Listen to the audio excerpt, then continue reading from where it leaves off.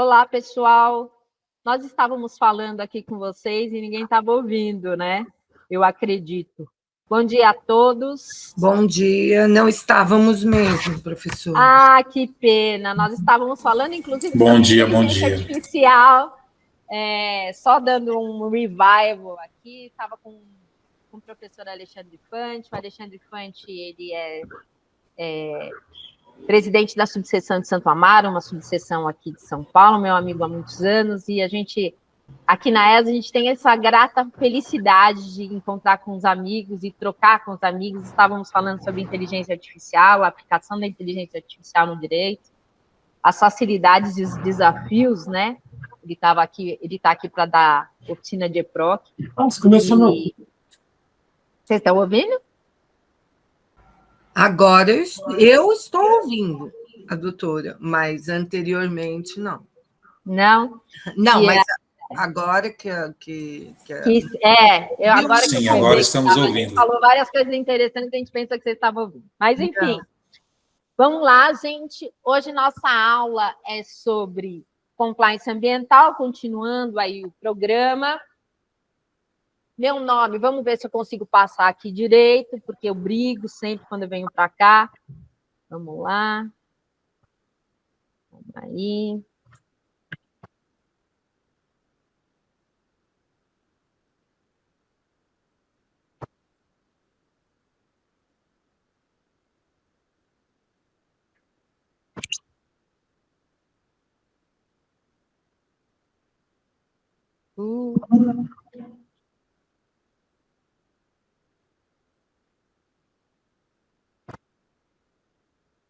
Espera só um minuto, porque toda vez que eu venho para cá, eu brigo com isso aqui.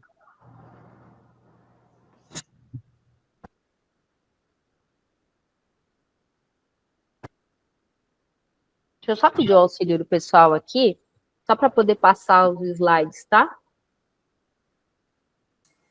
Tudo bem, professora. Vamos lá. Calma aí, 2 segundos.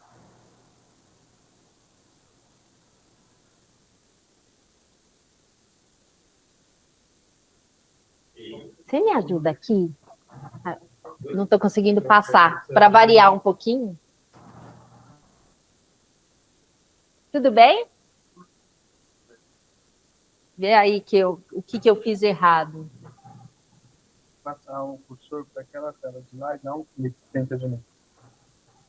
Aê! Obrigada, viu?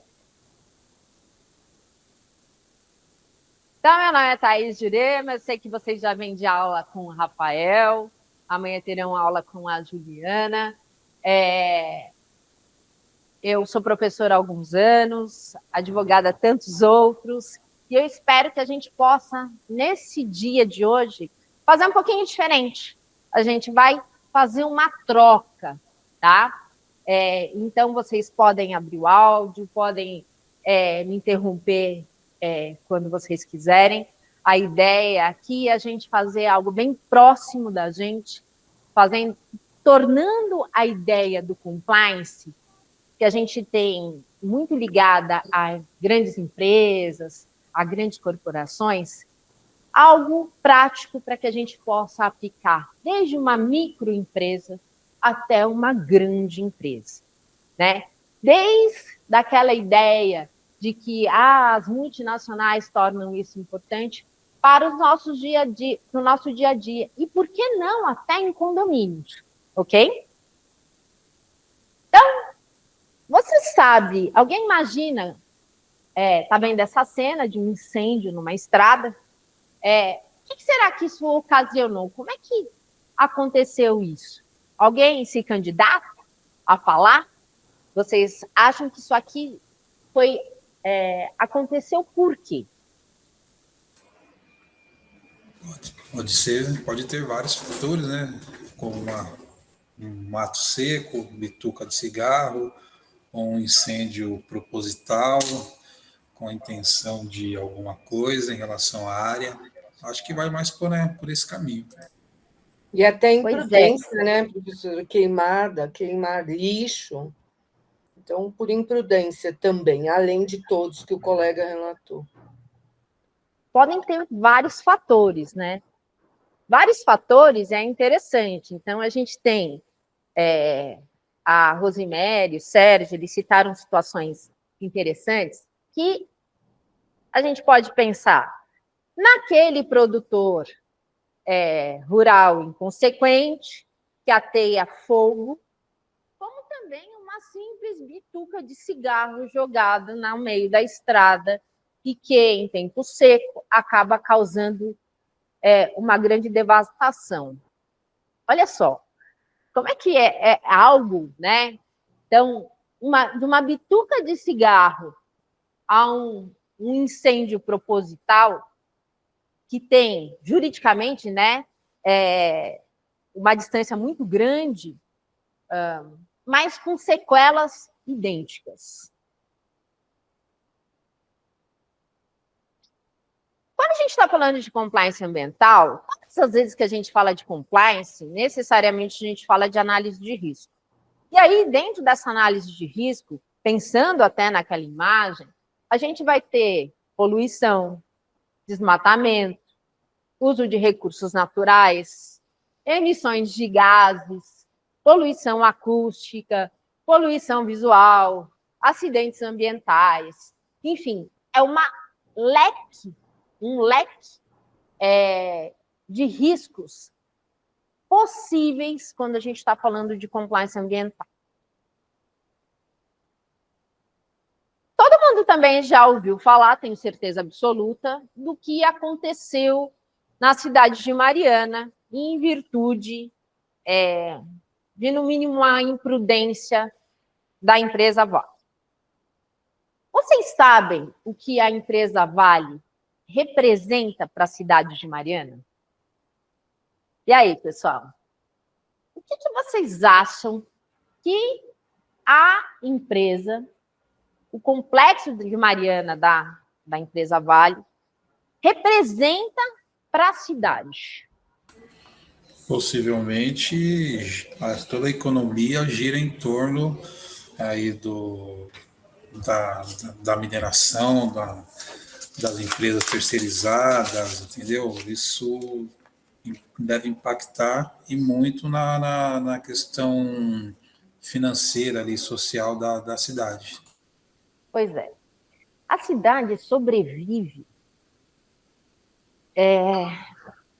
Vamos arriscar aí pelo menos uns 70%, 80% de tudo aquilo que ela gera, né? Como o Sérgio falou, não só de forma direta, como de forma indireta também. Isso quer dizer o quê? Será que essas pessoas que sofreram com o desastre de Mariana querem a Vale longe da cidade? Creio que não. Não. Com certeza não, né? Olha que coisa louca, né? Então, às vezes, a gente olha de fora e vê uma situação, você fala, poxa, mas essa empresa não devia mais existir. Que absurdo a gente ter ainda mineração e dessa forma de causar desastres, de matar pessoas, de acabar com a casa das pessoas, com a vida das pessoas. Mas como é que essa mesma região, essa mesma cidade que experimentou tudo isso, entende, compreende a empresa Vale de outra forma? Exatamente porque quando a gente fala de uma empresa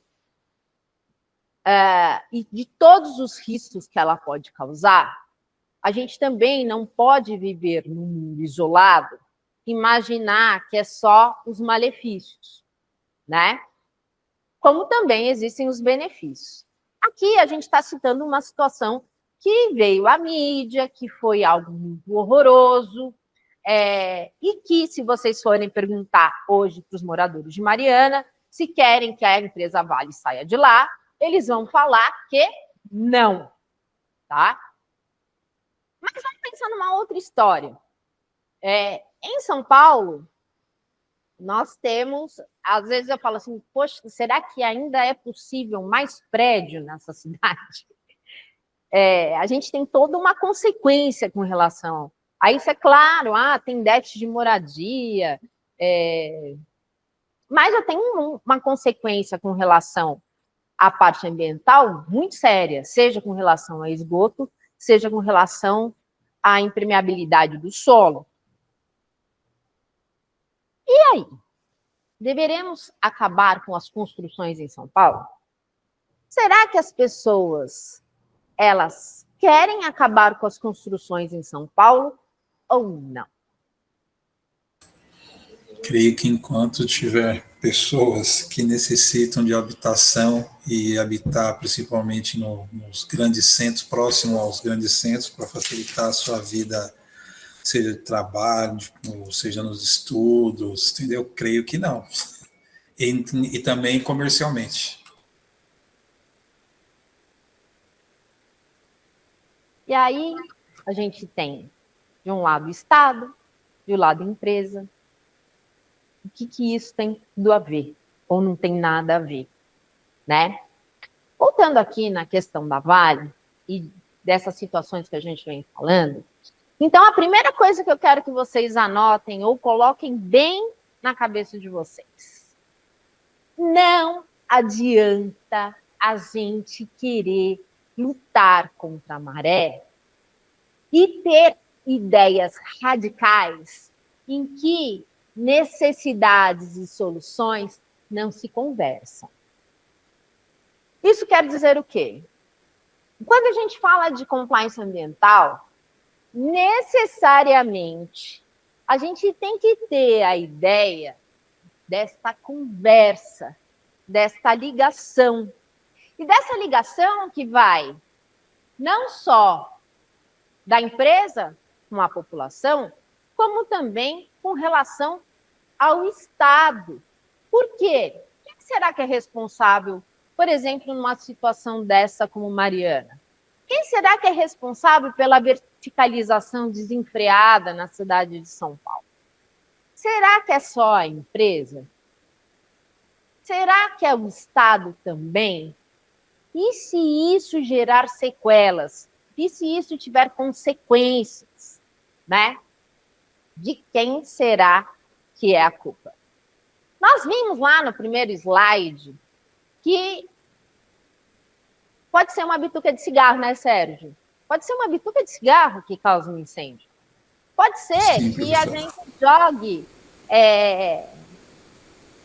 um lixo de forma indevida. Pode ser que a gente descarte as coisas dentro da nossa casa que a gente não tem nem ideia. São pequenos atos para grandes atos.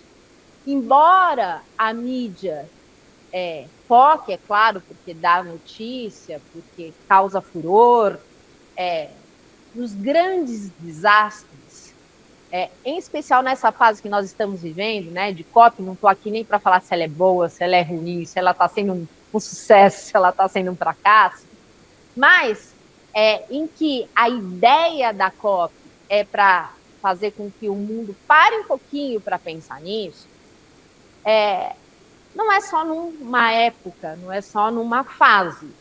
A gente tem que ter um acompanhamento.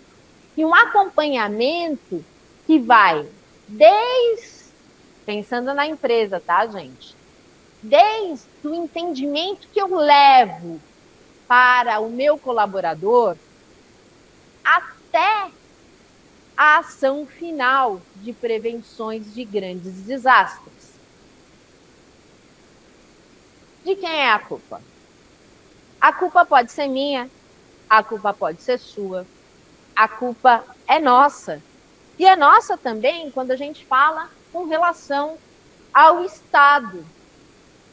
O Estado, então, é algo interessante, porque sempre, então, aqui nós temos a súmula 652 do STJ, em que diz que o Estado é responsável solidário, porém, com execução subsidiária. Thaís, para aí, que eu quero entender isso. Ele é solidário, mas na hora que for cobrar, eu tenho que cobrar do primeiro responsável para depois cobrar do Estado. Em suma, é isso, tá? Mas o que essa súmula quis dizer? Que o Estado tem o dever de fiscalização e também de orientação.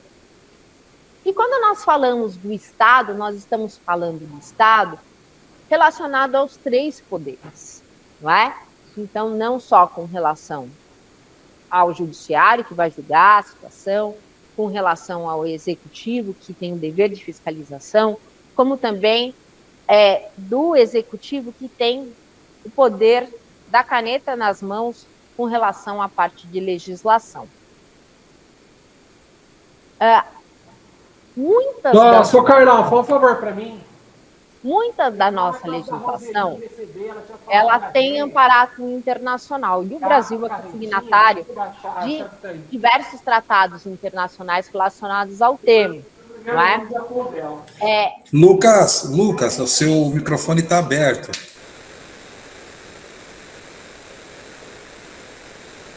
E aí, já ouviram falar dessas 2 pessoinhas aqui?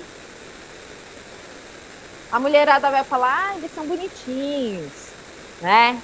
O que será que o príncipe William e o DJ Alok têm a ver com isso? Alguém se arrisca? Já ouviram falar neles, né? Com certeza absoluta. Sim, professora, sim. O que será que essas 2 pessoas têm a ver com isso? E tem a ver com o nosso tema de hoje. Boa pergunta. O príncipe William teve o prêmio, né, que foi dado agora na semana passada, com relação à parte ambiental, é defensor do meio ambiente. O Alok faz umas ações lá na Amazônia, tal. Mas não sei se vocês viram que abaixo da foto de cada um deles existe uma instituição. Então, o príncipe Williams, ele está agregado à Royal Foundation. E o DJ Alok tem um instituto que se chama Alok, que também são 2, tanto a fundação como o instituto, são entidades do terceiro setor, neste caso, ligadas diretamente ao meio ambiente. Mas, e ainda, o que isso tem a ver com relação à compliance? E você? O que será que você tem a ver com isso? Aqui é o seguinte, gente, só para a gente lembrar aqui, né? Então, eu tenho lá o primeiro e segundo setor, que todo mundo, né, já está acostumado, Estado, empresa, ok? No terceiro setor, a gente tem as organizações não governamentais, né, as fundações, as associações, ou seja, o terceiro setor. E, mais recentemente, nós temos a ideia do quarto setor. Já ouviram falar do quarto setor? Não, prof. Então, é assim, ó. Tudo isso que a gente está vendo e que a gente vai ver ainda com mais precisão, tem uma finalidade específica. A finalidade específica é mais do que o meio ambiente, são os direitos humanos. Eu tenho uma finalidade social. Todas elas, e isso é algo que vem tomando uma grande repercussão, e eu sempre falo que, embora as pessoas entendam de forma muito basilar que a parte ambiental se refere exclusivamente a florzinhas e às árvores, ou então a água, a questão da poluição, é um grande engano. Então, mais do que proteger a árvore, a água, a florzinha, a gente está pensando em nós. Isso é algo muito sério. Então, e acaba desmistificando um pouco daquela ideia que as pessoas acham que o direito ambiental é o direito de plantar árvores, né? Gente, nós vimos agora numa situação muito simples, que eu tenho uma empresa que causou um grave dano ambiental que as pessoas não querem que a empresa saia do local. Isso quer dizer o quê? Eu convido vocês nesse momento a afastar esta ideia de ausência de conversa nessas relações. A empresa não é inimiga do meio ambiente e as pessoas precisam da empresa. Por que a gente colocou essa questão do quarto setor? Tá? É claro, amanhã vocês vão ter aula com a professora Juliana, uma pessoa queridíssima, que eu adoro de paixão, que estava comigo ontem, inclusive, num evento.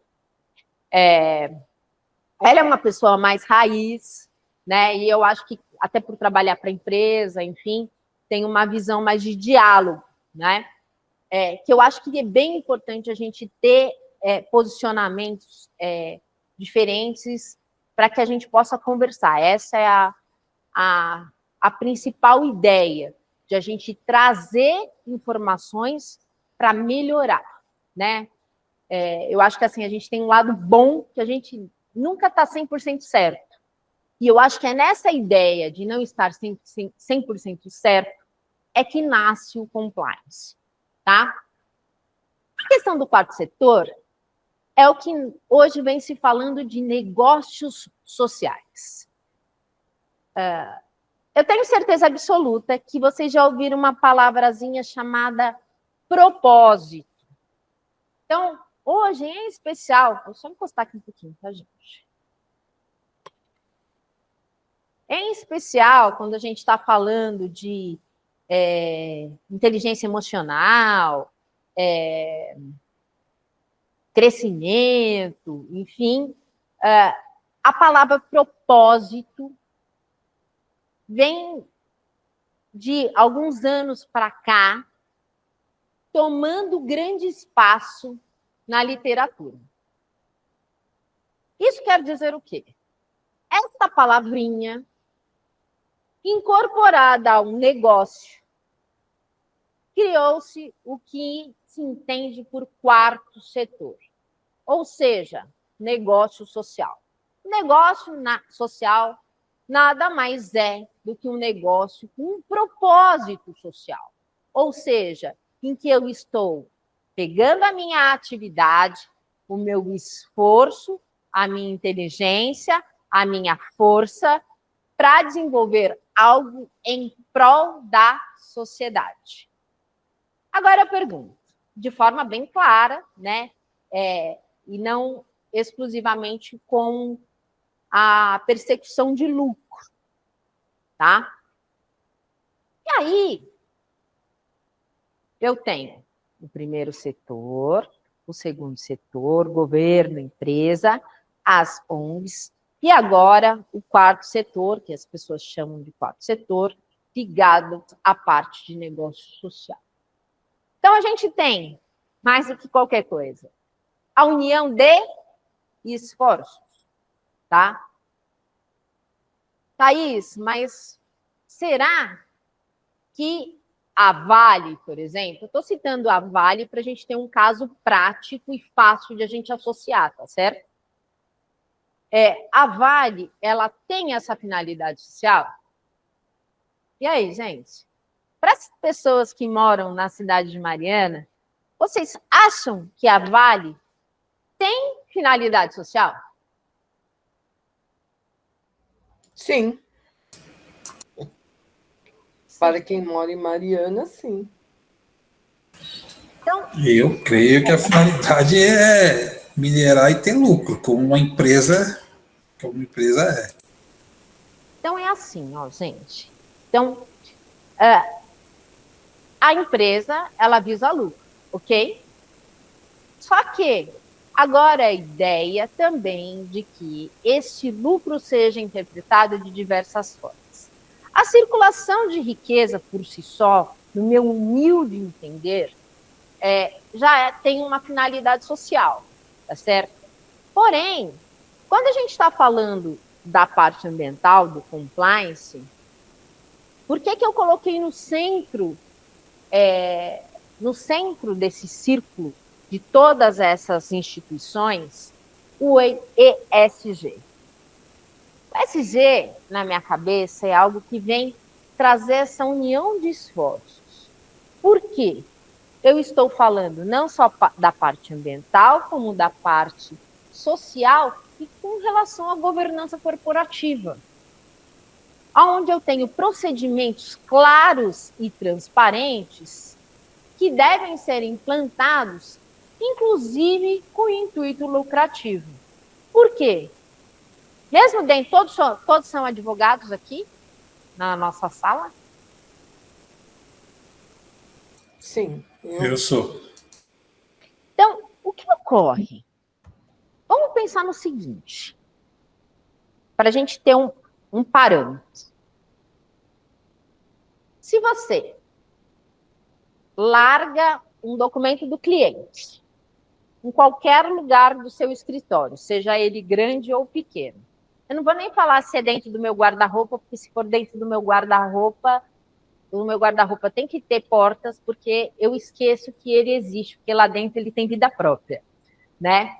Mas vamos imaginar que você guardou, sei lá eu onde, sem nenhum... aleatoriamente, deixou lá os documentos do cliente, certo? O que ocorre? Na hora que você precisar desse documento, você vai ter que procurá-lo. Sim. Consequentemente, você vai perder tempo. Muito tempo. Certo? Por quê? Certo. Por uma coisa simples. Ausência de procedimento. Olha só. É um papel na sua sala. Então, não estou nem falando de um escritório grande, estou falando de uma sala. Na sua sala, que você largou em qualquer lugar dentro da sua sala, por uma ausência de procedimento.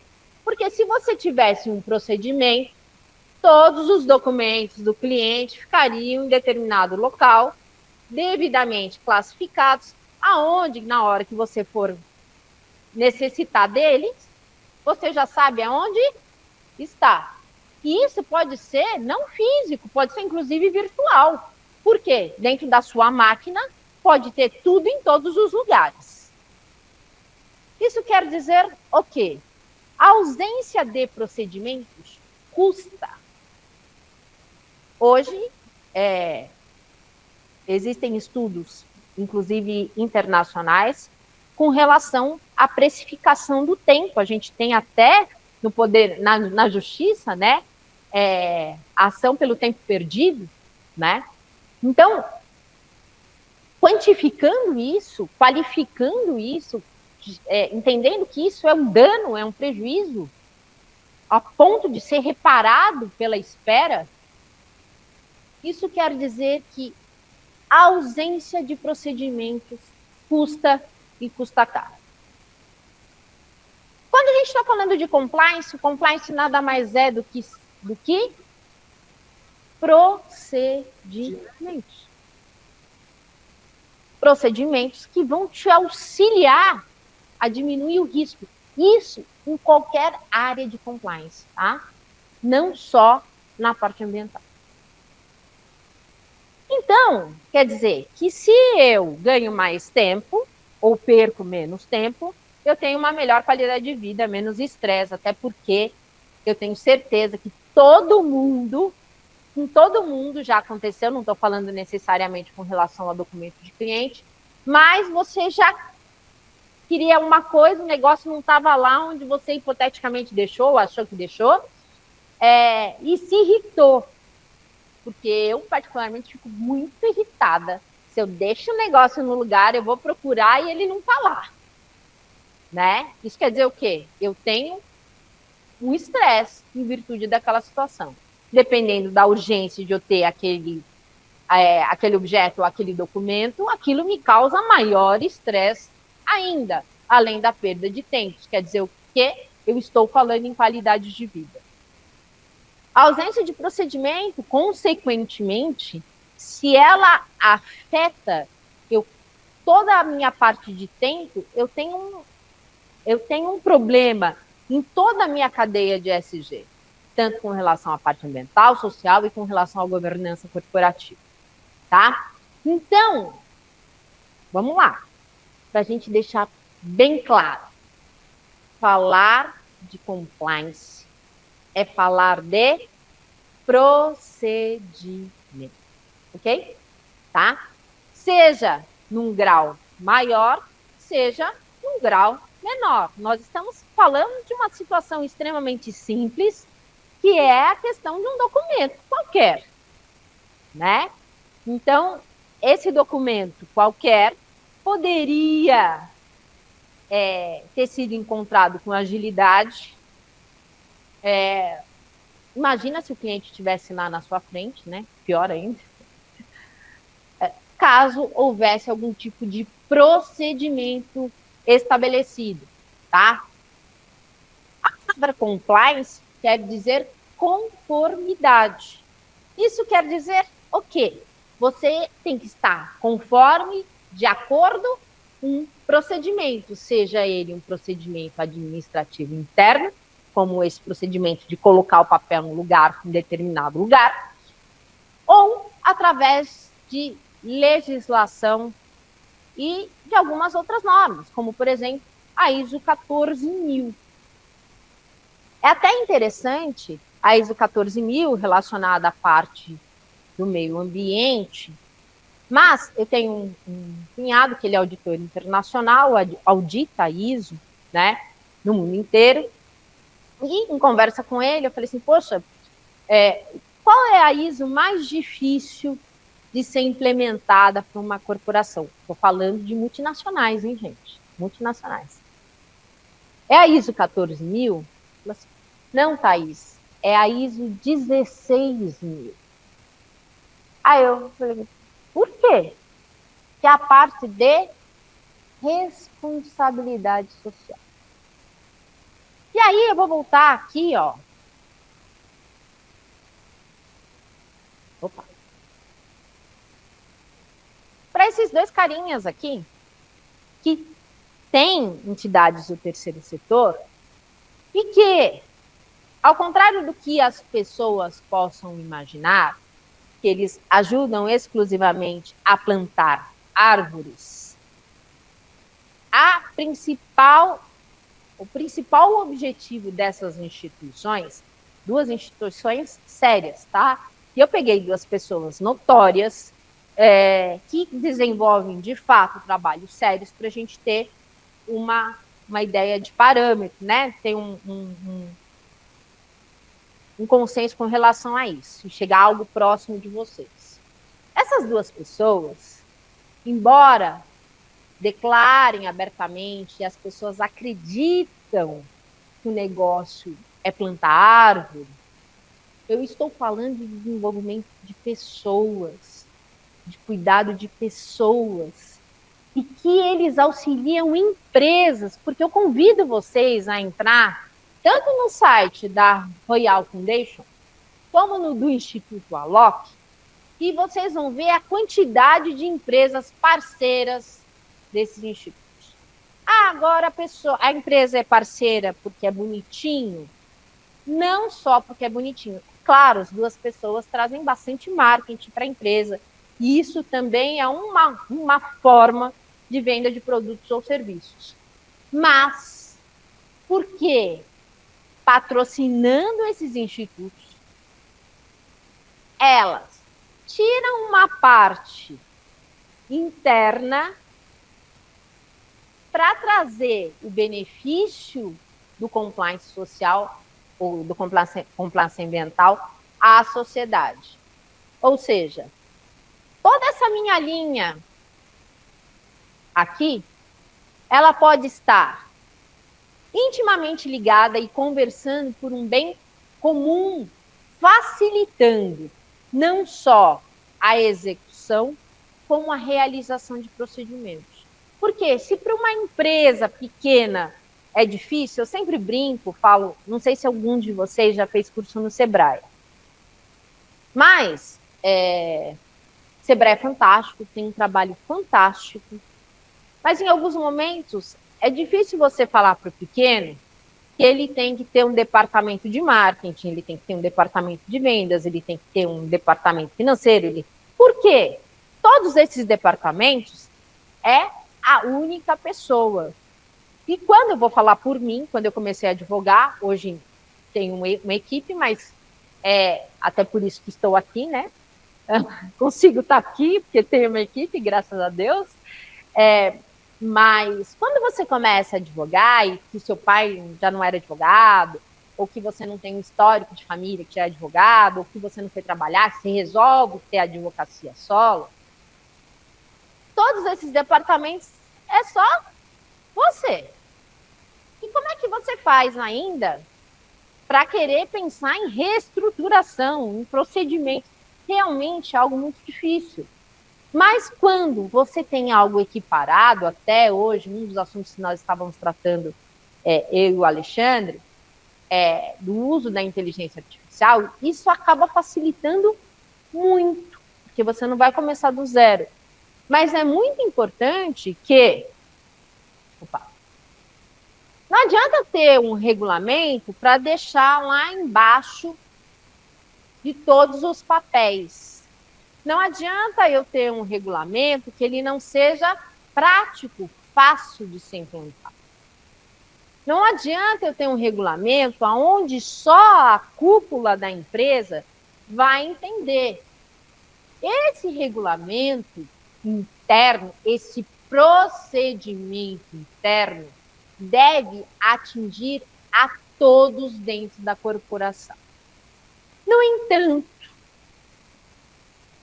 ele tem que ter um envolvimento íntimo da liderança.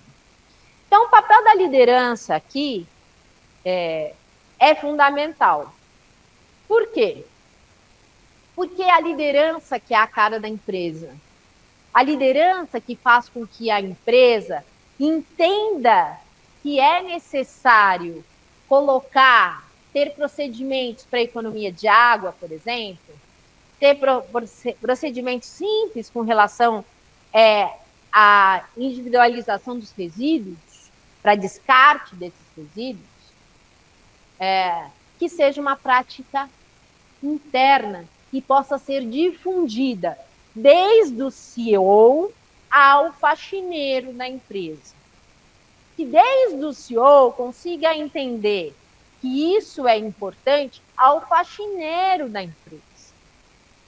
E aí eu falei de algumas práticas simples. Então, eu não estou falando que a gente tem que começar mudando o mundo. E também não estou falando que compliance se dedica exclusivamente a grandes corporações. Pode ser através do seu escritório, por exemplo. Com a individualização de coisas ou descarte, a gente poder saber individualizar os resíduos para poder melhor os descartar. A gente trabalha bastante com papel, com caneta, enfim, não é? Saber, inclusive, que a gente não pode, dentro da nossa casa, pegar e colocar o vidro dentro de uma sacola plástica, porque do outro lado da linha tem uma pessoa que se chama lixeiro, que pode estar cortando cortando a mão de forma significativa, causando grave dano à saúde dessa pessoa, do mesmo jeito que uma bituca de cigarro. Então, quando a gente está falando de compliance, a gente está falando de práticas, claro que podem chegar a alto grau de complexidade, quanto maior a empresa, quanto mais gente, né?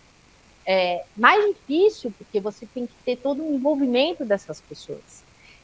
Compliance, gente, é envolvimento, começando da liderança, até a pessoa com cargo mais simples dentro da empresa, certo? E para isso eu tenho não só a elaboração de procedimentos, a implantação de procedimentos e a conscientização de procedimentos através de treinamentos constantes. Quando a gente está falando de compliance, então, olha só, né? Ele tem como objetivo prevenir e minimizar riscos ambientais. Que a gente pode entender que esse risco ambiental, ele pode ser bem simples ou ele pode ser bem complexo, tá? Garantir a sustentabilidade das operações. Nós vimos também que a implantação de procedimentos faz com que se otimize processos. Ao otimizar processos, eu tenho menos desperdício e eu tenho uma coisa que se chama ganho de tempo para maior produtividade. Então, eu tenho toda uma cadeia com relação a isso. Bem, estou falando para vocês que a gente tem que ter uma mudança ao pensar, inclusive quando você for vender isso para o seu cliente, tá? Fortalecer a reputação da empresa, é claro que hoje, por exemplo, se você for pegar os mais jovens, e eu incluo em especial a minha filha, meu filho não é tão antenado, mas a minha filha é muito, ela prefere comprar produtos que ela sabe qual é a origem, de descarte, por exemplo. Fala, mas nossa, ela tem só 19 anos. E todos os amigos dela também pensam dessa forma. Então a gente vem tendo uma mudança de cultura que é muito interessante com relação a isso. Isso quer dizer o quê? Esta empresa que tem essas práticas implementadas vai alcançar cada vez mais os jovens e toda essa geração que já está começando a pensar diferente. Reduzir custos com multas e sanções. Aliás, quando você tem implantado um procedimento de compliance, seja na área criminal, seja na área civil ou administrativa, em especial na área criminal e na área administrativa, você tem uma redução dessa multa, você tem uma redução dessa penalidade, desde que você comprove que eu tenho um procedimento de compliance e ele está devidamente implantado, tá? Claro, existem riscos, existem, mas a partir do momento que a gente levanta, a gente tem risco de morrer, não é? Então, falar de zero risco, não existe zero risco em absolutamente nada nessa vida. Isso quer dizer o quê? Eu sempre vou correr algum tipo de risco. Mas eu tenho procedimentos que visam minimizar esse risco. Ou seja, visam com que ele não ocorra, tá? E em virtude dessa minha prática, devidamente implantada e provada, eu posso, na minha defesa, apresentar isso, devidamente comprovado, não é? E ter uma redução com relação a essa penalidade, com relação a essa sanção.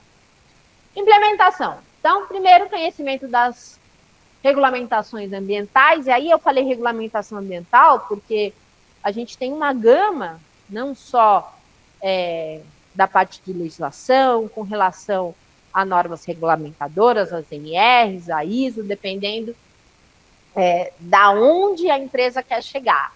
E até é interessante, porque as pessoas falam, mas só em grandes empresas, mas quem fornece para grande empresa também precisa, né? Tem implantação de compliance em uma série de coisas, não só na parte ambiental, na parte de LGPD, na parte também reputacional com relação a compliance financeiro, né? Desenvolvimento, a avaliação dos impactos ambientais nas atividades. É interessante para quem trabalha na empresa, existe um estudo em que determinados quinais por si só já apresentam graus de risco. Isso vai desde uma pizzaria, porque a pizzaria, por exemplo, ela pode ter forno a lenha. Se ela tem forno a lenha, ela tem algum risco X. Se ela tem forno elétrico, ela tem risco Y. E o próprio KNAI, muitas das vezes, porque hoje a boa parte, até com essa alteração, de autorregulamentação, né, que acredito que a Ju deva falar a respeito disso,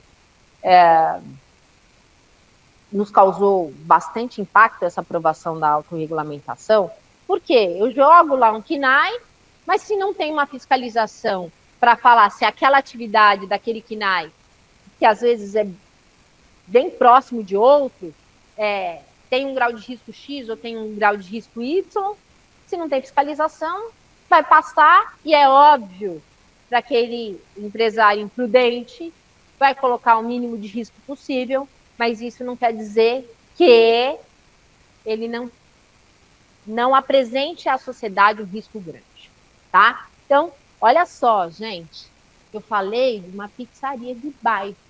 Quem não come numa pizzaria que tem forno a lenha? Simples, tá? Desenvolvimento de um plano de conformidade. Então, eu tenho que ter padrões. Implantação de práticas e procedimentos para garantir essa conformidade. Ou seja, eu tenho que, de fato, implementar. Outro ponto importante, tá, gente? Em especial porque muitas das vezes nós somos chamados para fazer esse procedimento. Isso é muito legal, não é? Mas para fazer esse procedimento, e é uma das coisas que eu me deparo bastante com essa situação, basta você colocar no chat GPT? Não. Você tem que entender do negócio do seu cliente. Você tem que entender dos riscos do negócio do seu cliente. Você tem que entender aquilo que ele espera e a possibilidade de implantação. Porque senão vai ficar só um papelzinho lá para inglês ver e ele jamais vai ser implementado. Essa semana, ontem, na verdade, eu sou advogada de uma instituição do terceiro setor e que está passando por um processo de aceleração. E a minha discussão era simples, tá? Quando você tem uma estrutura muito grande, com muitas pessoas qualificadas, a implantação de algumas coisas, é claro, desde que não tenha barreiras pessoais, enfim, é mais fácil, tá certo? Quando você não tem essa estrutura, não adianta você querer atingir o pingo no J se você não consegue nem implementar a letra A, tá certo? Começa pela A, termina A, melhora A, vira A+, até chegar no B. E assim, consequentemente. Isso quer dizer o quê? Se você tem a intenção, não sei se já trabalha na área, mas se você tem a intenção de trabalhar na área, entenda do negócio do seu cliente e da possibilidade de implementação daquilo que você vai criar. Porque não adianta criar norma linda, maravilhosa, que é para ser implantada lá no Reino Unido e aqui nunca vai pegar. Sabe aquela coisa de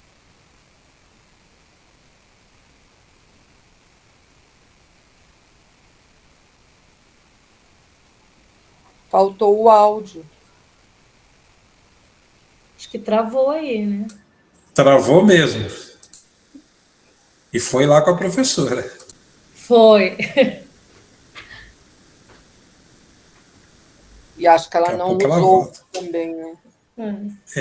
Daqui a pouco ela volta, creio eu. Me parece que quando a gente escreve aqui no chat também, o suporte não lê, não entendo. Vamos escrever aqui.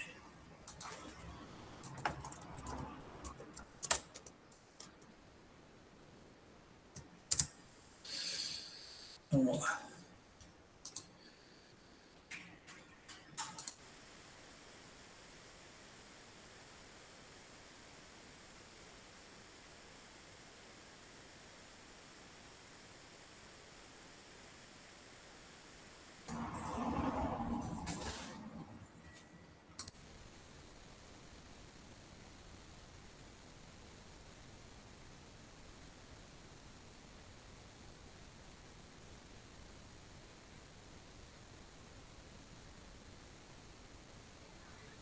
Agora até ela saiu do ar, saiu todo mundo. Deve ter restaurando lá o suporte. Isso está voltando. Agora estamos ouvindo, professor. E vendo. Coloca para eu passar o... É que caiu a internet aqui, viu, gente? Peço desculpas. Calma aí, deixa eu testar. Não passou. Passou. Aí. Valeu, obrigada, viu? Estava calculado esse risco de cair a internet, professora? Olha, como Boa. tem risco nessa vida... Vocês sabem que só aqui, só para a gente descontrair um pouquinho, no meio da pandemia, eu fui chamada para dar um curso na ESPM. E aí a ESPM estava lançando o curso de Direito, né? Fui convidada para dar um curso sobre LGPD, enfim. E na pandemia era só online, né, gente? Primeiro dia dando aula lá, o que aconteceu? Acabou a luz.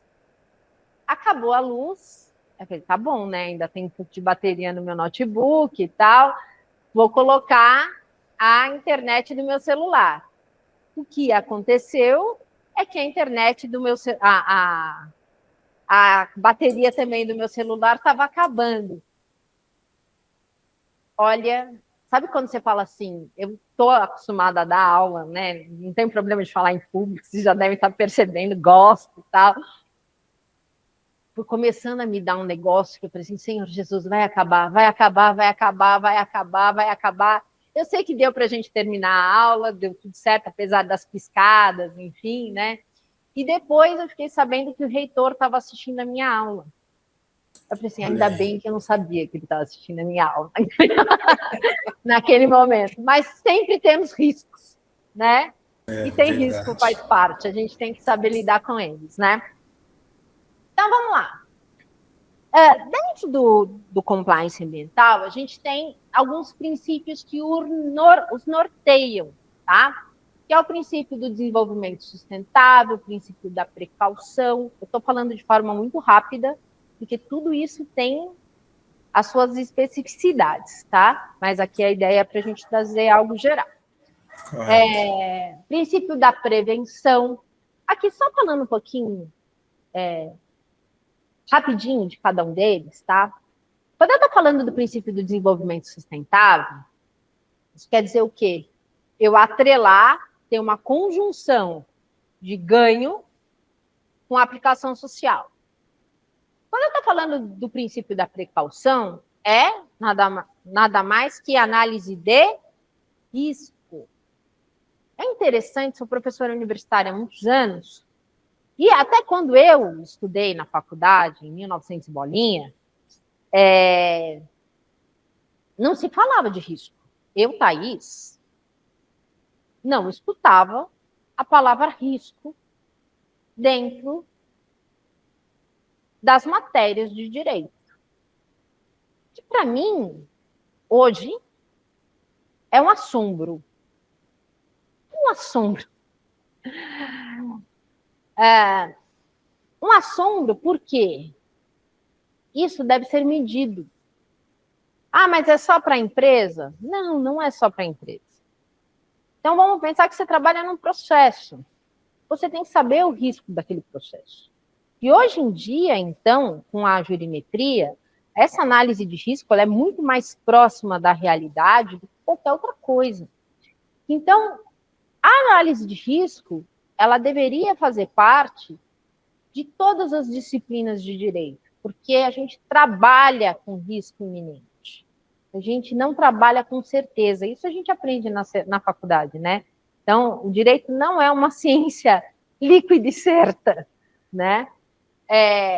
Se ela não é líquida e certa, se não é matemática, se não é 1 mais 1 igual a 2, isso quer dizer que eu tenho risco.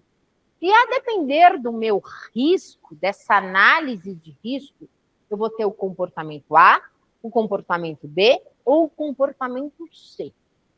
Inclusive, para comunicar ao financeiro que a situação é essa, o risco é esse, porque você deixou de implementar, e você pode ter uma multa relacionada a essa situação disso. Ou ainda falar lá para o empresário, para o CEO, que ele pode ser preso por uma atitude ou por uma ausência de atitude que ele tem. Tá? Então, isso nada mais é essa tal da análise de risco do que de precaução. Precaução. Né? Então, isso se dá a diversas coisas na nossa vida. É simples, não é, quer dizer, simples não é, né? Mas é algo tão corriqueiro que eu vejo, por exemplo, uma pessoa que vai comprar, vai ter o sonho da casa própria e vai ter, entrar no financiamento lá da Minha Casa Minha Vida. Só que durante a obra é um X, depois ela vai ter que pagar Y, e aí depois ela entra no financiamento, que acabou com todo o dinheiro dela. Por quê? Existe um desequilíbrio. Isso quer dizer o quê, gente? O que é análise de risco? É você chegar ao máximo ao mínimo de distância do equilíbrio. Falar que não existe risco é impossível. Não, olha, cliente, risco zero. Não existe isso. Você está trazendo para si uma responsabilidade absurda. Não existe isso. Isso quer dizer o quê? Olha, nós temos risco, mas eu tenho um grau de risco X, um grau de risco Y. Sabe aquela coisa que até para a gente ter cartão de crédito, que é um tal de score? Score nada mais é do que análise de risco, se você vai pagar ou se você não vai pagar, né? Isso a gente tem no nosso dia a dia e deixa de implantar, inclusive dentro do nosso cliente, porque também tem cliente que é mal pagador. Ó, esse cliente, eu estou analisando aqui, eu posso fazer dessa forma, não posso fazer dessa. Análise de risco, a ser implantado em qualquer instância, em qualquer lugar, em nosso dia a dia. Porque nada mais é que precaução. E para análise de risco, né, professora? Tem que ter... Para analisar algum risco, você tem que ter informação, né? Sim, você tem que ter índices, que é uma das coisas que a gente vai falar a respeito, tá? Então, como é que eu faço isso? Princípio da prevenção. Então, eu tenho que ter um estudo do caso, ver situações análogas para me precaver delas. Em especial, se já ocorreu, né? Então, princípio do poluidor-pagador. Isso quer dizer o quê? Se eu poluo, eu sou obrigado a pagar por isso, porque o meu grau de risco é maior. Princípio da participação pública. Isso tem a ver com um tal de princípio que a gente aprende lá na introdução ao Código de Defesa, ou ao Código Civil, introdução às normas do direito brasileiro, que é o tal do princípio da sociabilidade.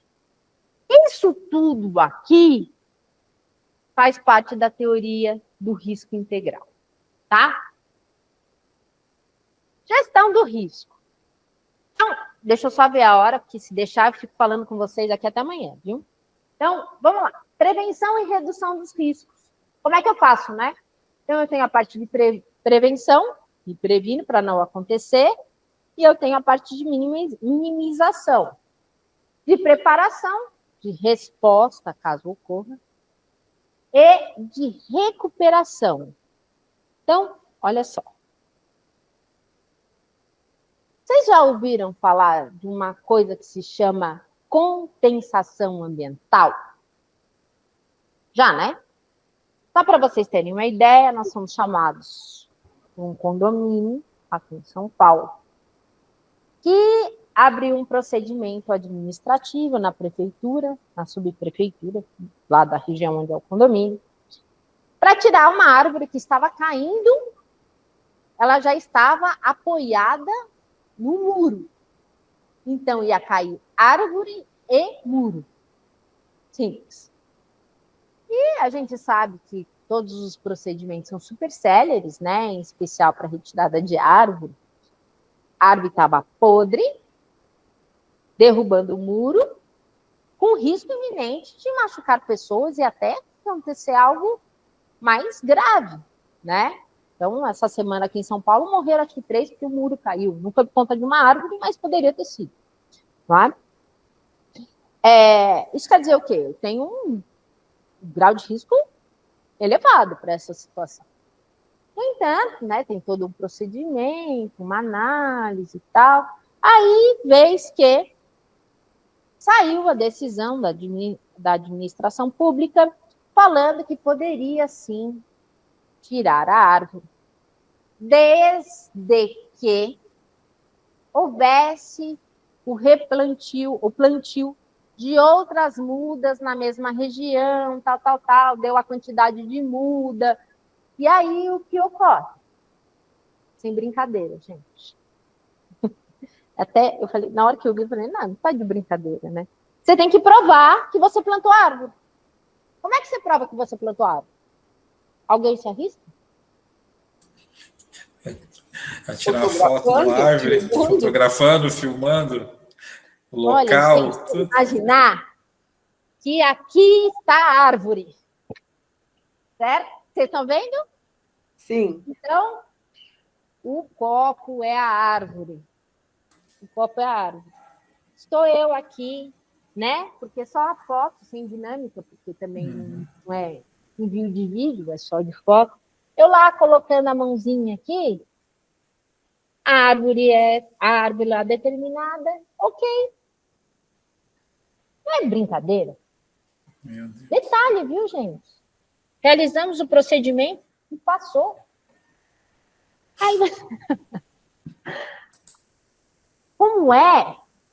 Se não há uma fiscalização clara, essa parte de recuperação, ela é evidentemente ilusória, tá? Então, é assim, para o cliente se sente satisfeito, porque, nesse caso, eles até, não estou falando que eles não cumpriram, tá? Eles cumpriram, fizeram todo o envolvimento foi uma coisa bem legal, teve o envolvimento dos moradores, então criou-se uma comissão, e aí fez as criancinhas plantarem, então foi bem legal por conta disso. Mas o que me causou um tanto quanto de indignação é com relação à prova disso.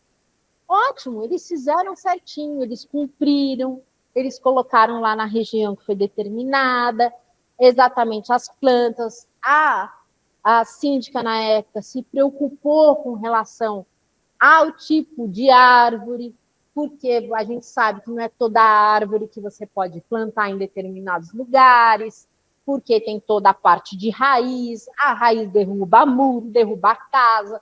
Então, que, inclusive, é algo que aconteceu muito em São Paulo, e a gente tem algumas situações em que não tem calçada, o que a árvore passa para a rua, né? Por conta desse plantio equivocado, tá? Mas é a realização de procedimentos de averiguação. Então, a questão dos procedimentos, tudo bem, hoje tem drone e tal, mas a gente ainda peca nos procedimentos de averiguação. E se a gente peca nos procedimentos de averiguação, consequentemente, a minha recuperação verdadeira, ela é relativa. Tá? Até com relação, que eu acho que a gente ainda, e eu acho que vocês jovens, tal, né? Eu falo que sempre os jovens a gente tem a esperança que seja melhor que a gente. Até porque existem aprendizados que devem ser melhorados. Quando a gente fala do replantio de árvores, não é qualquer árvore. Antigamente, só plantar árvore estava certo. Hoje a gente já não vê mais dessa forma. Até porque tem árvore que acaba com o solo e lá não se planta mais nada nunca. Né? Porque são árvores alcalinas. Então, assim, tem toda uma ideia, inclusive com relação ao lençol freático. Você tem que contratar profissionais. Não somos nós do direito, gente. Não somos nós que temos que entender qual é a árvore. Tá? Então, se o seu cliente... O manejo correto, né? Pois é, o manejo, né? Então, é bonitinho, tal, a gente sabe fazer procedimento, mas tem que ter profissionais nos amparando. Não se meta em fazer aquilo que não é. Você não estudou para isso. Até porque você vai trazer uma responsabilidade para você que vai aumentar o seu risco. Faça isso não. Falou, cliente, você tem que contratar um engenheiro, tem que contratar um agrônomo, XPTO, mas é a pessoa que vai ter que fazer isso, tá? Então, é muito importante também a gente ter essa consciência de limitação. E muitas das vezes, em especial se você trabalha em parceria, ou até com outros escritórios que fazem essa parte, você faz o procedimento e o escritório de engenharia, enfim, de agronomia, ele faz a parte de estudo e de implementação, é algo interessante, porque você está unindo esforços e apresentando um trabalho de excelência, tá? Principais aspectos da integração intersectorial. Conhecimento do risco, sustentabilidade, participação da comunidade. É assim, ó, gente. Quando eu fecho os olhos, quando eu não quero ver o problema, é fácil. Eu não quero ver, se eu não quero ver, ele não existe, tá tudo certo, a minha vida continua. Sabe aquela coisa de que, vai vir um boleto, mas eu não quero ver o boleto, e o boleto não existe? Ele existe, ele tá ali. Embora você não queira vê-lo, em algum momento ele vai explodir na sua cabeça, tá certo? E vai te causar restrições.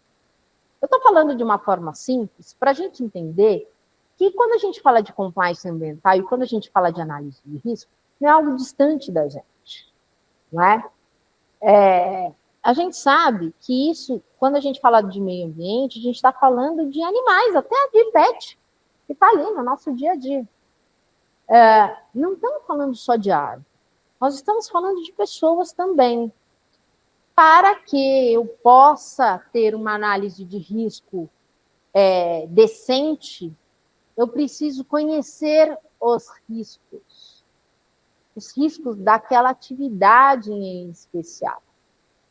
Vou dar um outro exemplo simples. Não sei se vocês sabem que agora o TSE vem entendendo que existem alguns auxiliares de limpeza que têm periculosidade. Não lembro se é periculosidade ou insalubridade. Acho que é insalubridade. Pela simples, por manipular resíduo, né? Tirar lixo, tá? Isso quer dizer o quê? Se eu já sei que aquela situação pode me gerar problema, eu tenho que ter todo o amparato para que aquilo não ocorra, tá certo? Então, um ambiente insalubre é um ambiente danoso ao meio ambiente. Um ambiente periculoso, ele é danoso ao meio ambiente. Poxa, Thaís, mas você está falando de trabalhista, coisa chata, não é? Estamos aqui falando de florzinha, tem tudo a ver. Por quê? Eu tenho essa interligação intersetorial. Eu tenho que necessariamente conhecer a análise de risco.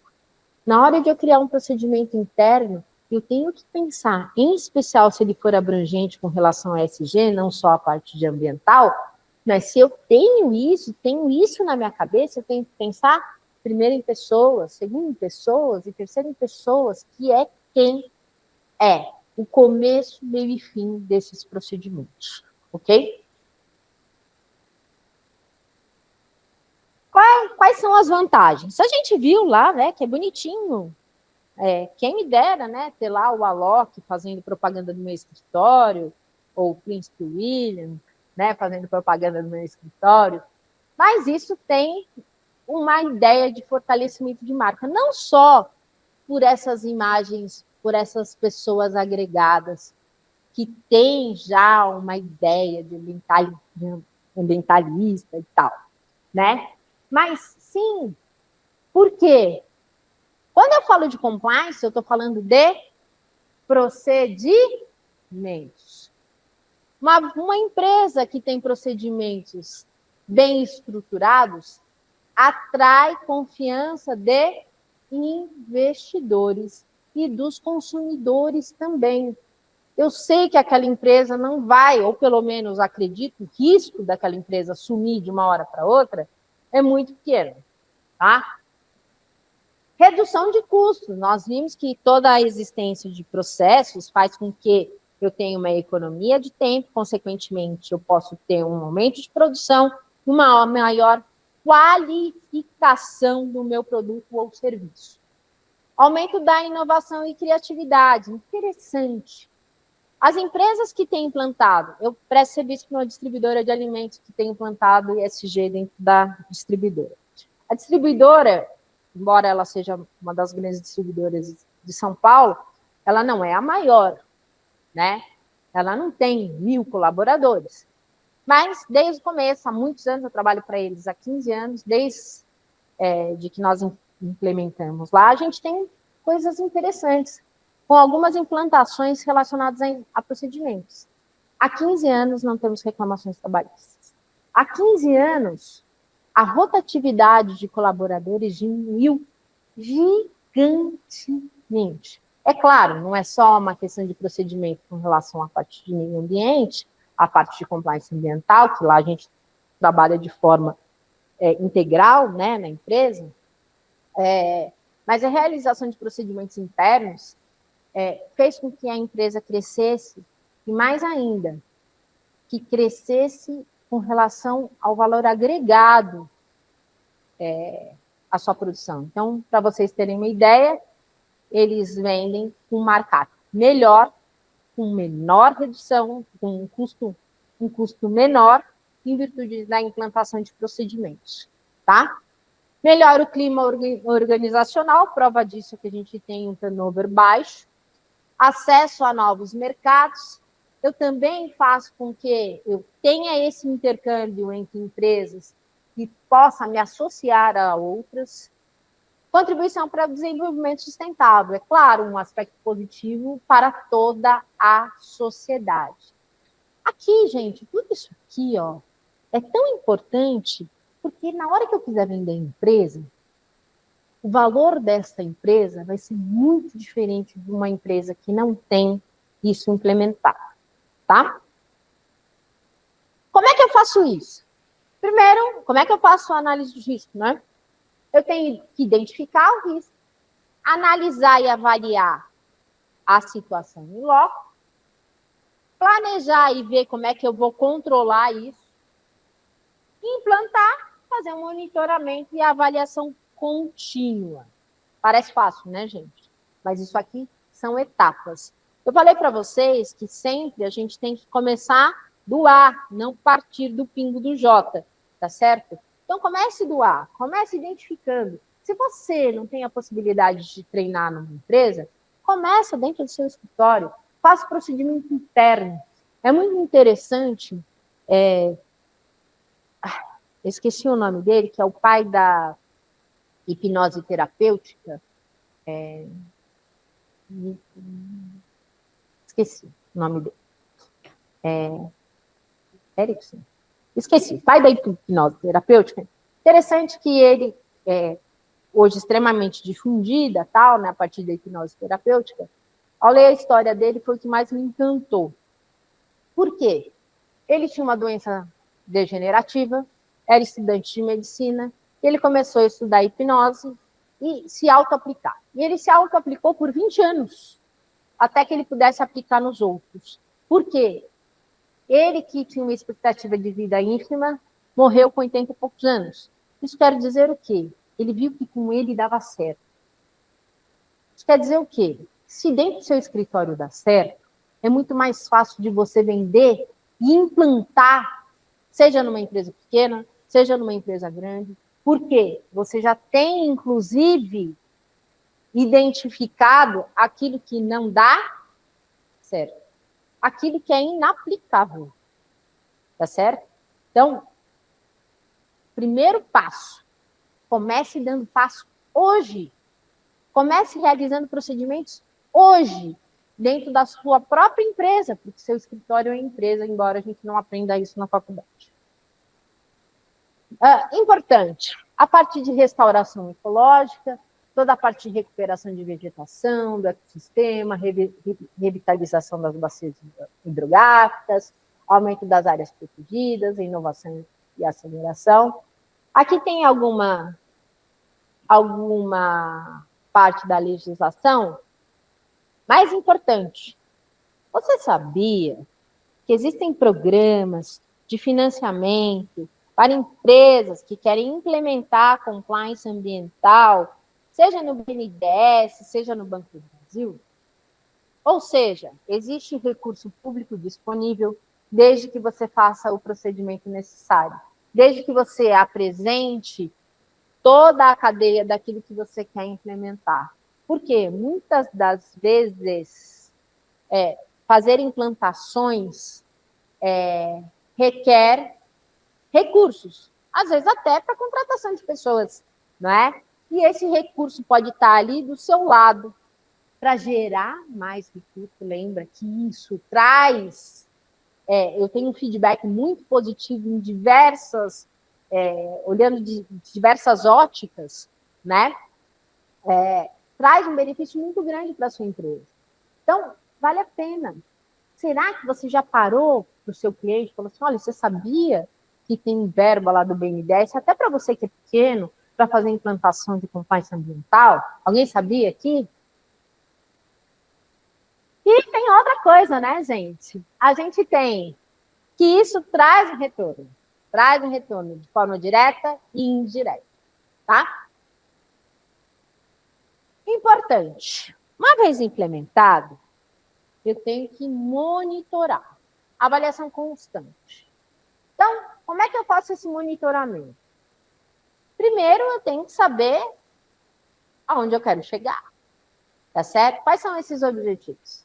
Então, eu tenho que identificar e avaliar os impactos ambientais das atividades, em especial da atividade que você está implementando.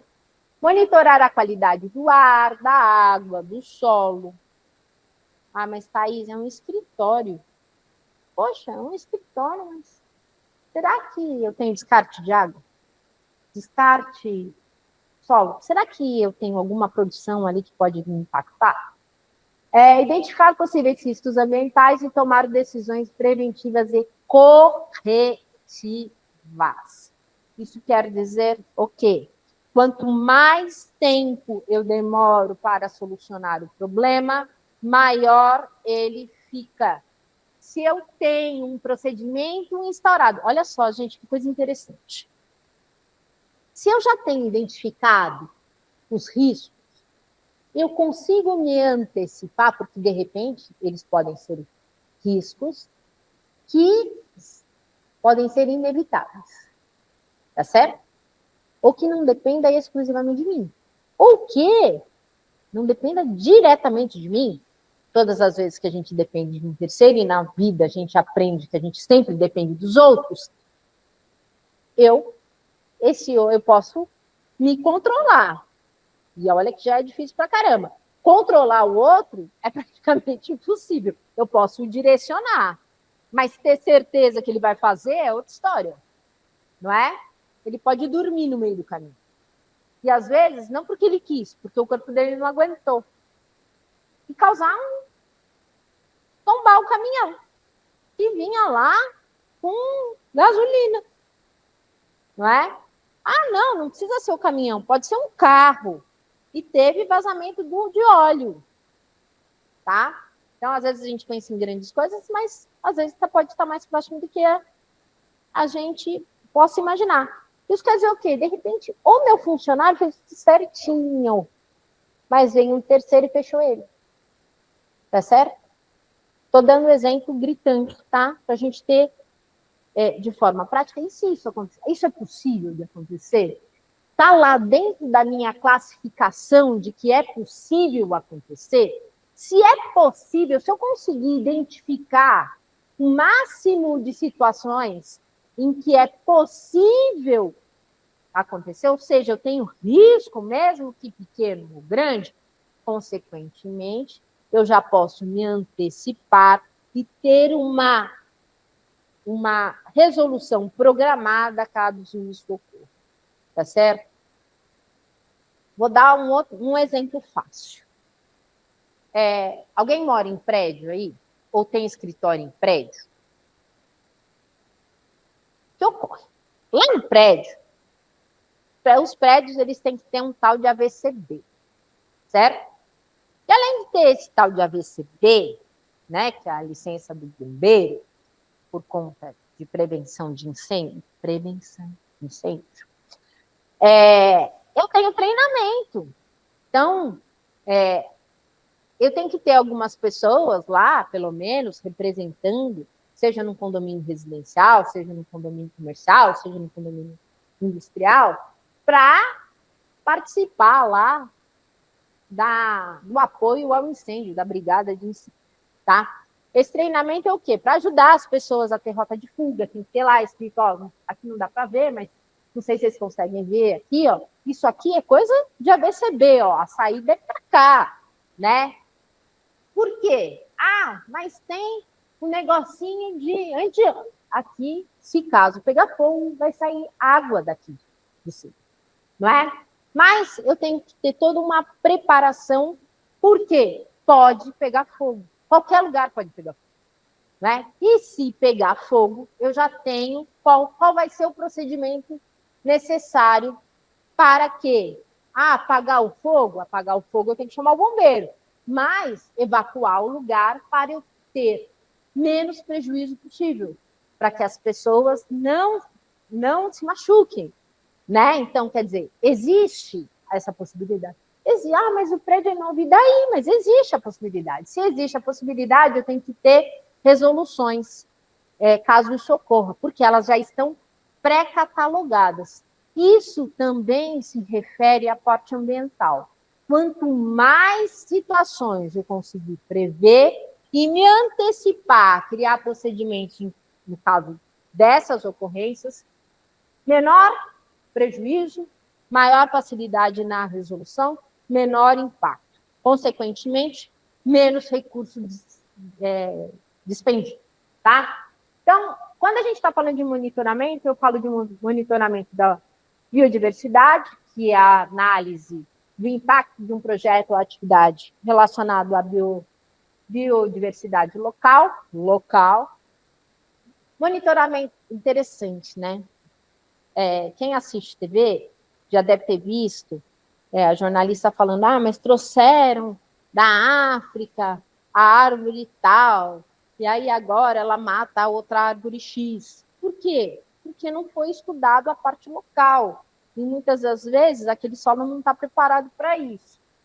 Monitoramento da água, avalia a presença de contaminantes na água, que, em algumas situações, pode ter um grau de seriedade muito maior. Se eu não sou contra nada, tá, gente? Cada um faz o que quer da vida. Mas se você já parou para pensar, quando você compra um remédio manipulado, você vai fazer numa farmácia de manipulação, então a água, a alcalinidade da água tem impacto porque dentro do remédio tem lá outros compostos químicos que existem em todo um estudo que aquilo pode mudar as moléculas, tal, né? Não sou farmacêutica, mas é isso aí. Então, isso quer dizer o quê? Será que alguém foi lá estudar água? Ou tem alguma situação que eu tenho uma análise da água para saber como é que vai ser feito esse remédio manipulado? Nas indústrias farmacêuticas de grande porte, eles são obrigados a ter, né? Isso tem um impacto na minha saúde, tá? Monitoramento do ar, avalia a qualidade do ar e a presença de poluentes, que pode ser desde o meu carro. Monitoramento do solo, avalia a qualidade do solo e a presença de contaminantes. Interessante, nós estávamos falando da verticalização e do aumento, né? São Paulo já é verticalizada, mas do aumento da verticalização e dos lançamentos de empreendimentos imobiliários aqui na cidade de São Paulo. Antigamente, eu tinha dentro da cidade de São Paulo várias indústrias farmacêuticas, ou ainda postos de gasolina, que eu tenho todo um processo para a construção de descontaminação do solo para que eu possa efetuar essa construção. Isso quer dizer o quê? Esse monitoramento do solo também é importante em diversas áreas, em especial dependendo do produto que é fabricado naquele local. E o impacto que isso vai causar posteriormente até para os colaboradores, tá? Boas práticas. Então, dê atenção para a gestão de pessoas. Gente, por mais que estejamos falando de meio ambiente, o principal foco são pessoas. Isso quer dizer o quê? Quando alguém vier falar que meio ambiente é coisa boba, é simples. Eu estou falando sobre você. Eu estou falando sobre nós. E tudo aquilo que a gente tende a sofrer caso isso não ocorra. Caso a gente não tenha esse monitoramento preciso. Que vai desde uma grande corporação, de uma multinacional, do próprio Estado, a você dentro da sua sala, do seu escritório, da sua casa, enfim, tá? Utilize ferramentas para otimizar a sua gestão. Deixa eu só... tá ali. Isso quer dizer o quê? Quando a gente está falando de compliance e de procedimentos, a gente tem a tal da teoria da melhoria constante. Então, eu tenho que estar sempre analisando se aquilo que a gente pensou lá atrás está sendo aplicado hoje. Vou dar um exemplo chucro, tá? Então, eu, muito provavelmente, sou mais velha do que as pessoas que estão aqui na sala. E quando eu tinha 17 anos, 16 anos, sei lá, eu fui fazer aula de datilografia. Porque todos tinham que fazer aula de datilografia e taquigrafia. E o único concurso que eu prestei na minha vida, eu estava na faculdade, e eu fui prestar concurso para oficial de justiça. E eu passei na prova escrita, lá no teste, mas fiquei na datilografia. Porque eu não consegui digitar, eu digito com todos os dedos até hoje, mas eu não consegui digitar tão rápido quanto era necessário e sem erro, tal, né? Outras pessoas foram melhores do que eu. Thaís, o que tem a ver isso com o que você está falando? Gente, alguém hoje faz curso de datilografia? Será que a prova profissional de justiça requer que você saiba datilografar? Nem existe, professora, máquina datilográfica. Não existe mais. Só para os saudosos que guardam. Agora, deixa eu te falar, você não é a mais velha da sala, viu, professora? Não é seu esse privilégio, é o meu, porque eu dei aula de datilografia. Olha só, gente, a Rose que está falando? Isso. Rose, você... Então, eu também hoje digito com todos os dedos, graças à datilografia. Ó, a gente tem um benefício, né? Eu falo para os jovenzinhos lá do meu escritório, assim, ó, tá vendo? Ó, eu digito, e é engraçado que eu gosto de fazer, fico lá digitando, né? Assim, sem olhar porque eu estou escrevendo, porque é costume mesmo, né? E fico conversando, tá? Aí, ó, coisa de velho, mas eu consigo fazer, né? Mas o que isso tem a ver com a nossa aula de hoje? Existem coisas que eram aplicadas e necessárias há um tempo atrás, que hoje não se aplica mais. E com a vinda da inteligência artificial, eu lembro quando eu fui fazer um curso, e até interessante porque a gente fala, mas você, né, se doutor, não sei o que, já tem 500 mil pós-graduações, a minha mãe, senhorinha, fala assim, você vai fazer curso de novo? Mas você não dá aula? Por que você quer dar curso? Eu falei, não, mas eu não tem como. E aí eu fui fazer um curso sobre Second Life. Eu realmente saí do curso com muito medo. Eu falei assim, gente, será que eu sou um avatar? E aí, que isso é possível? Eu saí assim, tipo, piradona, né?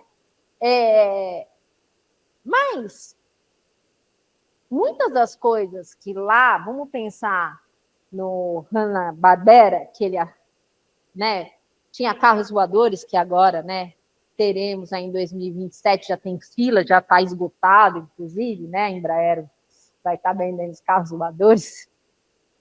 Ele já previu lá atrás, está sendo implementado agora, algo que lá atrás, quem nasceu em 1960, acho que quando foi feito os Jacksons, era algo impossível, inaplicável. Hoje é. Isso quer dizer o quê? Por mais que eu crie um procedimento, hoje, ele tem que ser reavaliado constantemente. Constantemente, porque, como nós falamos, não adianta eu ter um procedimento inaplicável. Ele pode ser inaplicável por diversos fatores. O primeiro fator é a ausência de envolvimento da corporação.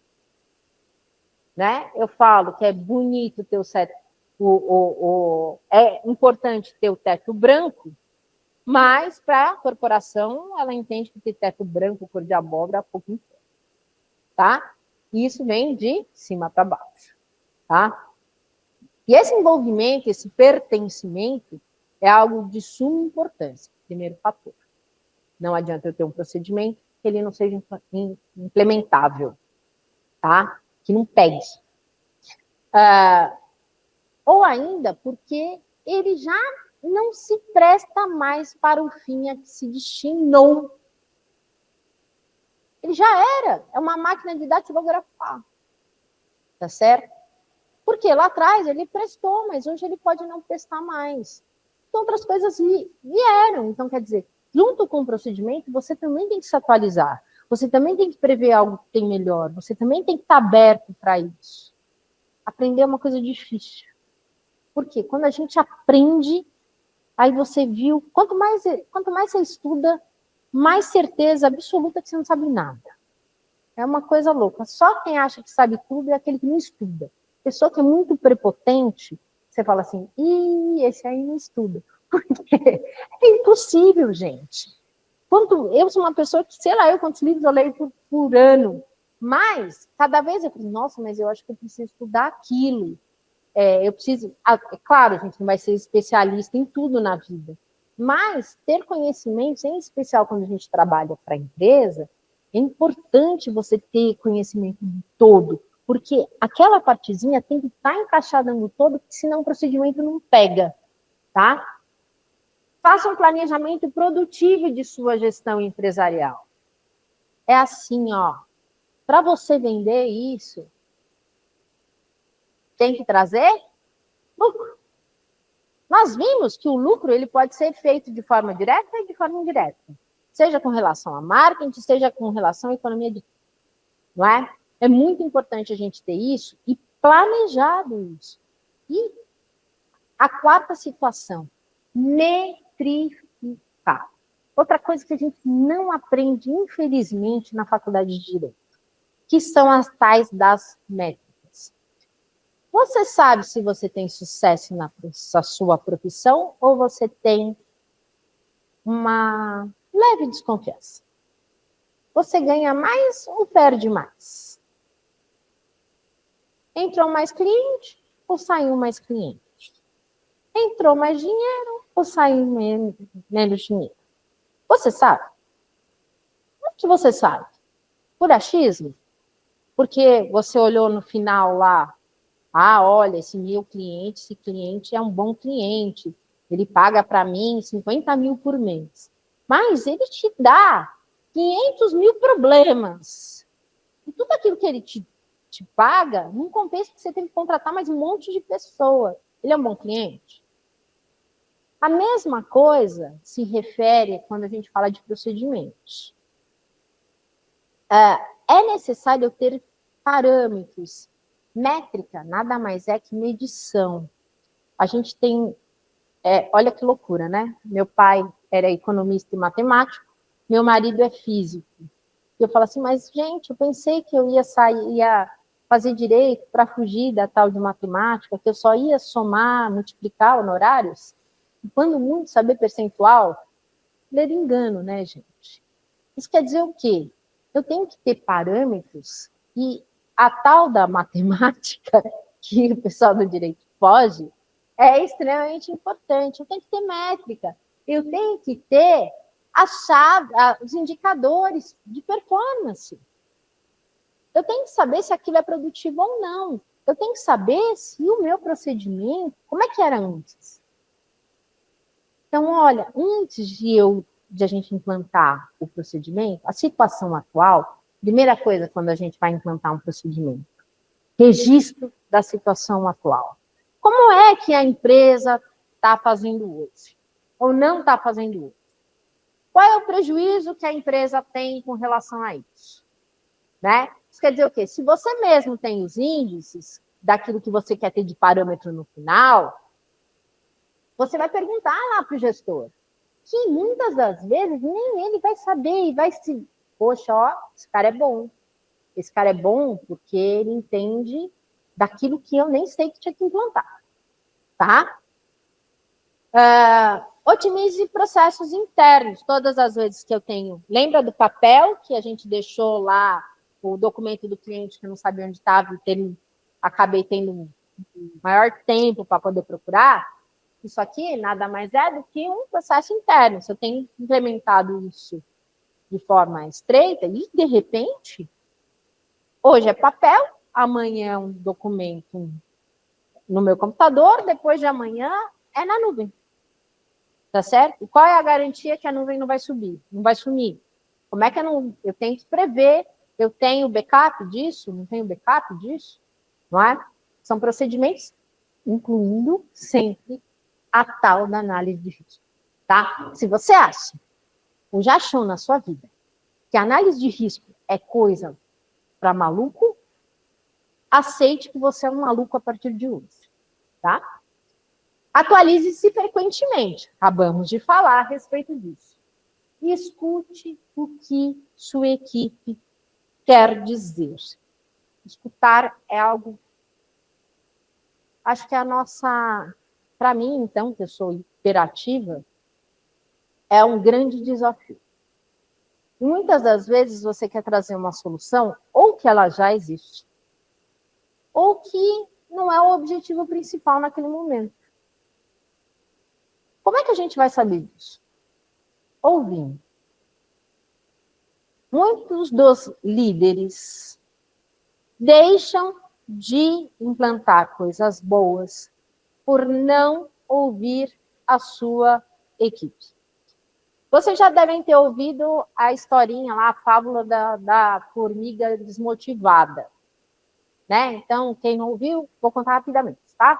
Então, tem lá a formiga que se matava, fazia hora extra, trabalhava lá para crescer o formigueiro e papapá, arduamente, né? Aí veio lá o formigão e falou, poxa, formiga, estou sentindo que você está cansada, eu acho que você pode melhorar, tal. Vamos contratar um coordenador.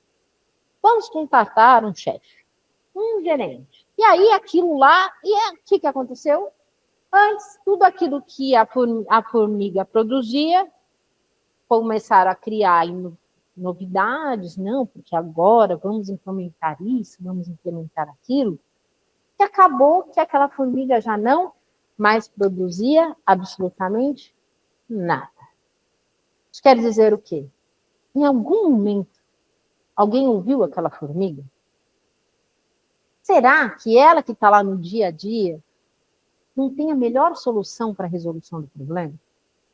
Ou ainda, você já incitou ela a resolver o problema?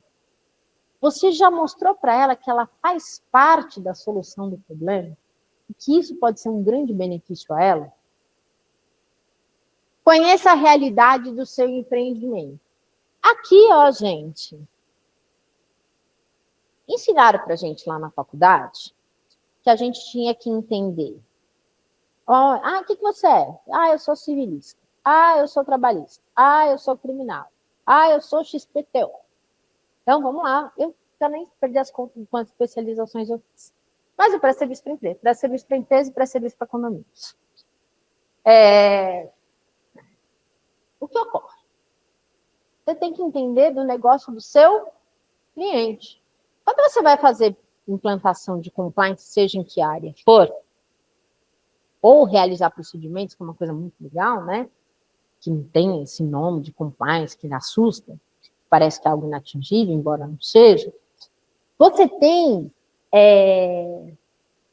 que conhecer o negócio do seu cliente. É óbvio que uma coisa é você prestar serviço para uma padaria, outra coisa é você prestar serviço para uma farmácia. Poxa, óbvio, padaria produz pão, farmácia vende remédio. Sim, mas os dois produzem descarte. Vou dar um outro exemplo. Então, eu falei para vocês que eu presto serviço advocatício para empresas e condomínios. Dentro lá do escritório, nós temos condomínios residenciais e condomínios comerciais. Nos deparamos com um condomínio que tinha um problema sério, porque era um condomínio onde um condomínio não residencial, a maior parte das salas eram ocupadas por clínicas médicas. O que eu tenho em clínica médica? Médica e de estética, tá? Descarte de agulha. Descarte de agulha, eu tenho que ter um descarte específico. Inclusive, não pode ir para o lixo comum. Posso ter uma multa seríssima.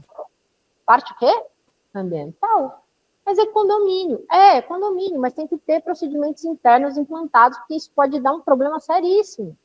Pode até interditar o condomínio. Você imagina que loucura, tá?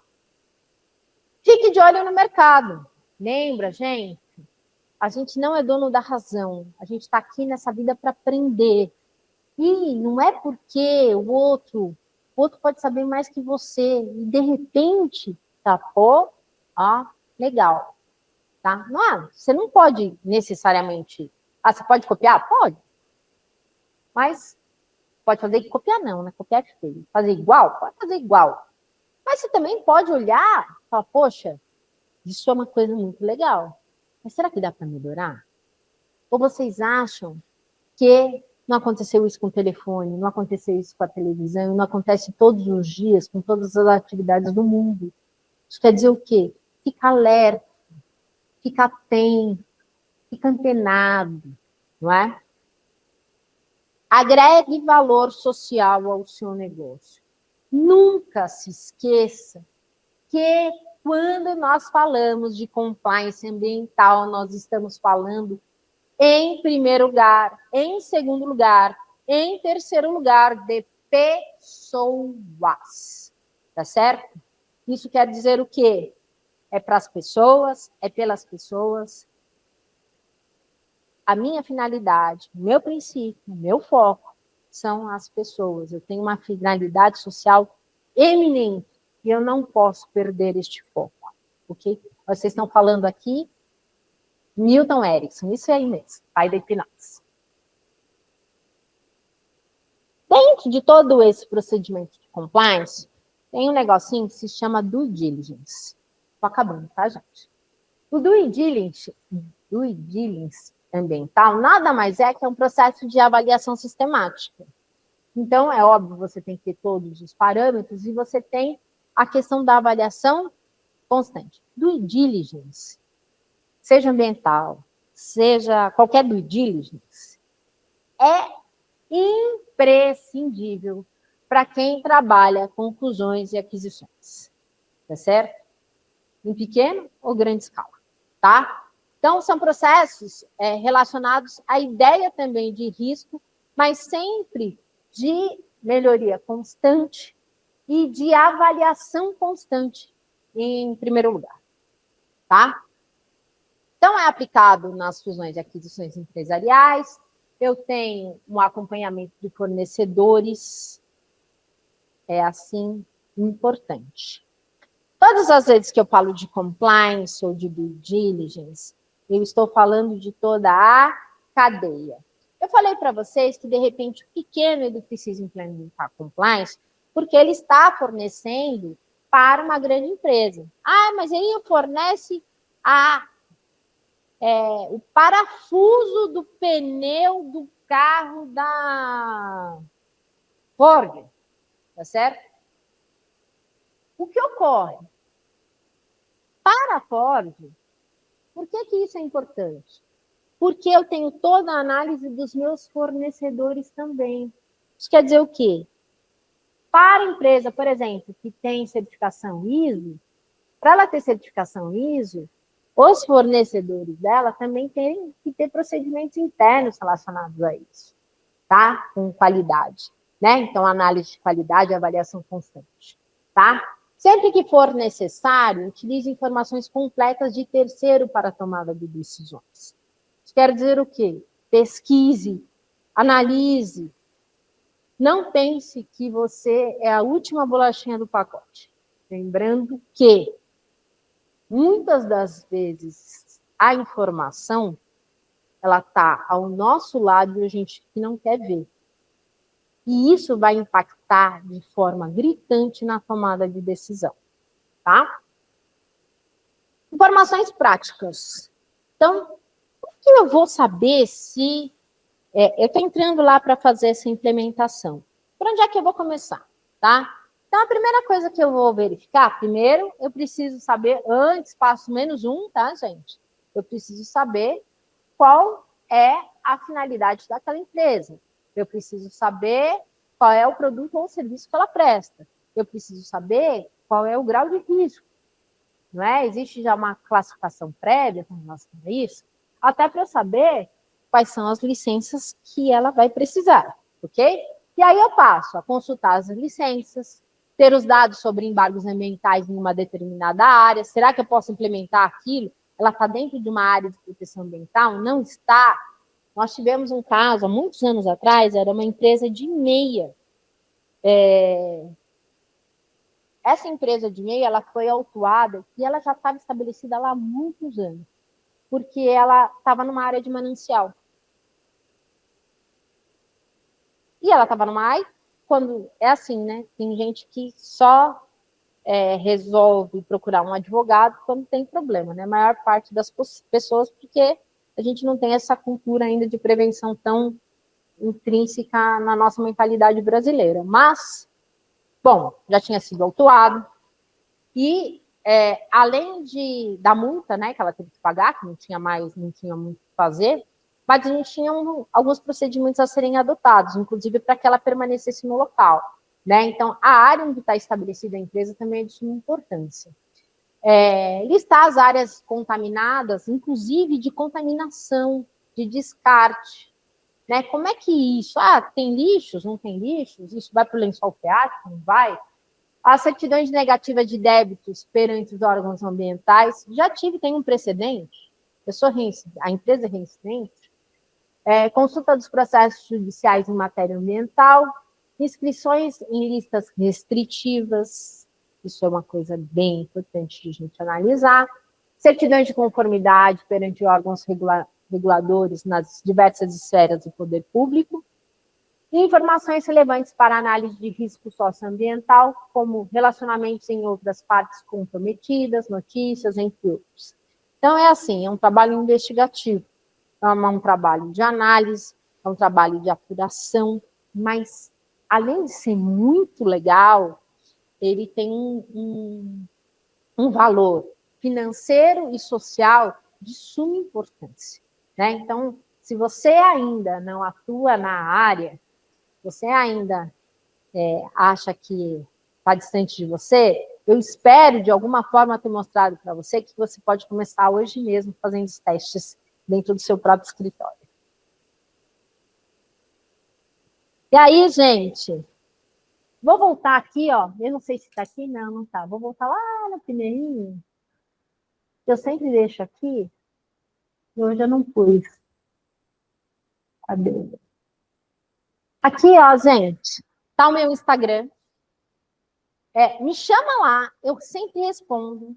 Eu acho que a ESA, vocês devem ter visto, né? Eu aqui com o Alexandre, com a Lê, a ESA, o AB, eu falo que o que ela mais me trouxe nesses mais de 20 anos de dedicação dentro da UAB, quase 30, e dentro da ESA, fui coordenadora dessa casa, são as pessoas.